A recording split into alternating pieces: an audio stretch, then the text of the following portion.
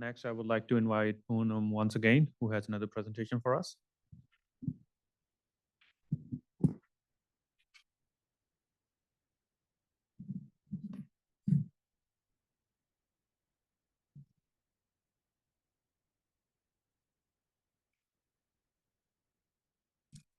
So good afternoon. And today I'll be presenting on the price of delay that's quantifying the clinical and economic consequences of late treatment in ATTR cardiomyopathies. So this is basically an integrated analysis using a data from ATTR ACT trial. And these are my co-authors, and we have no disclosures. So clinically, tafamidis is highly effective. It has reduced all-cause mortality by about 30% and cardiovascular hospitalizations by about 32%, showing that there's a strong disease-modifying benefit. However, despite this benefit, the economic burden still remains high. The cost per death is prevented is approximately 3.7 million to $4.2 million, mainly because this treatment begins often late and after a significant myocardial damage has already been occurred. So the key message here is very simple. The problem is not a drug here. The problem is the late diagnosis. So early diagnosis can improve both clinical outcomes as well as the cost effectiveness. So this slide shows the survival benefit of tafamidis over 13 months. So the blue line represents the pooled tafamidis and the red line represents the placebo. So in total, there were around 441 patients, out of which 264 were treated with tafamidis and 177 were treated with placebo. So as we can see, that tafamidis significantly improves the survival with 30% reduction in all-cause mortality. So this corresponds to the hazard ratio of 0.70 with a 95% confidence interval of 0.51 to 0.96, confirming that this is actually a statistical significant benefit. Importantly, the curve continues to separate over time, highlighting that there is actually a progressive survival benefit of early and sustained treatment. So this slide translates the survival benefit using the number needed to treat, or NTT. So over 30 months of periods, mortality was around 42.9% in placebo group and around 29.5% in tafamidis group, giving an absolute reduction of 13.4%. So using this NTT formula, it gives us approximately 8. So in simple words, we need to treat about 8 patients for around 30 months to prevent one death. So this slide shows the impact of tafamidis on cardiovascular hospitalizations. So in placebo group, the patient had about 0.70 cardiovascular hospitalizations per patient year compared to 0.48 per patient year in tafamidis group. This represents an absolute reduction of 0.22 hospitalizations per patient per year.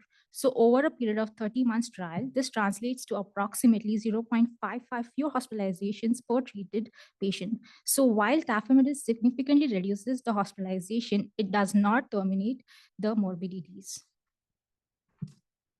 This slide highlights the persistence of disease burden despite the treatment.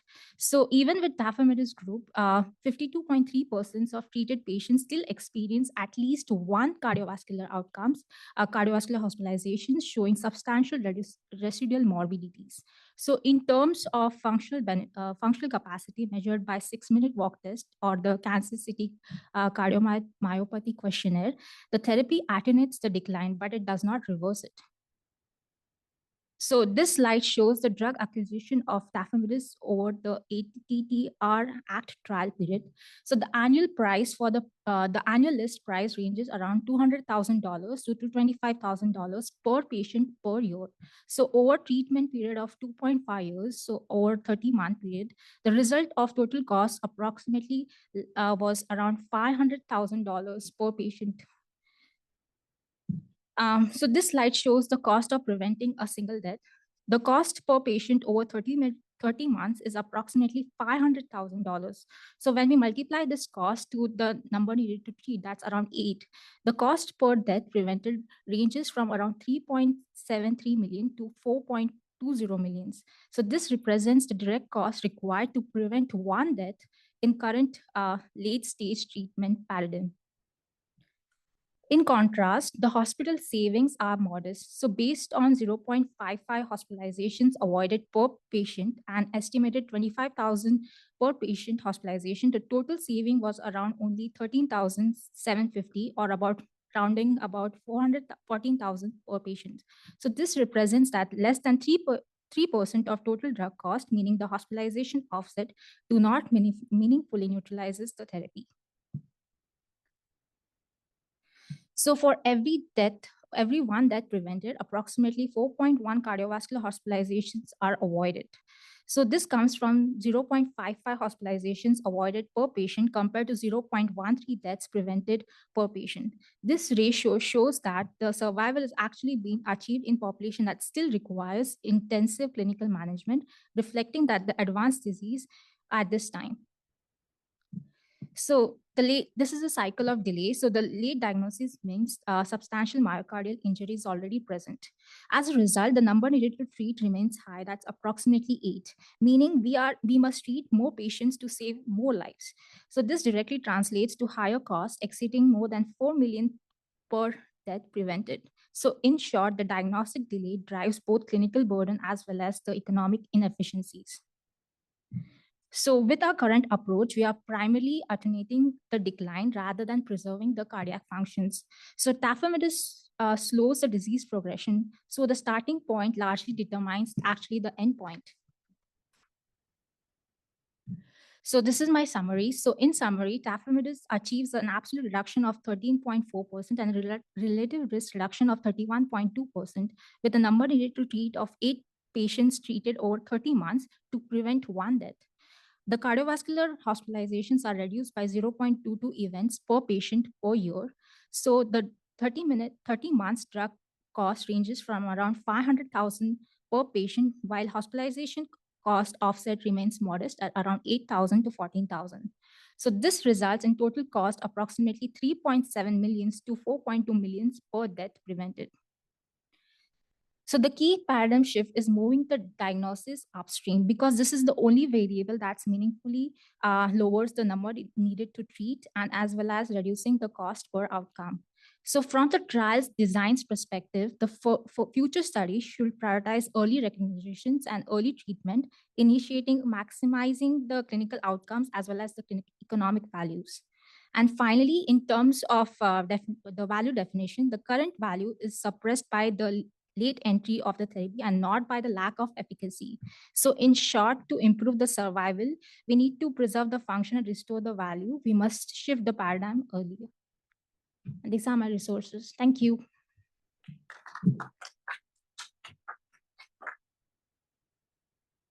Great, thank you. Are there questions?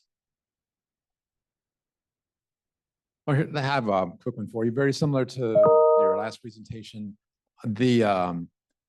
Was there any attempt to look at functional class and the impact, so that people that perhaps were less sick would have more benefit, as opposed to those who came into the study that were more sick, which clearly it shows that there's still issues? Yeah, I think there was so I think we have this data where they looked into this one. They looked into the functional class, and there was a significant benefit compared to the patients who were treated with placebo group. So even with functional class, it does improves the functional capacity of a patient, not just in terms of treatment benefit. Okay, great. I think I was more asking the functional classification, say if they're stage 1, okay, and not comparing those with people who are stage 1 or 2, not comparing those with people that are, say, stage 3 or 4.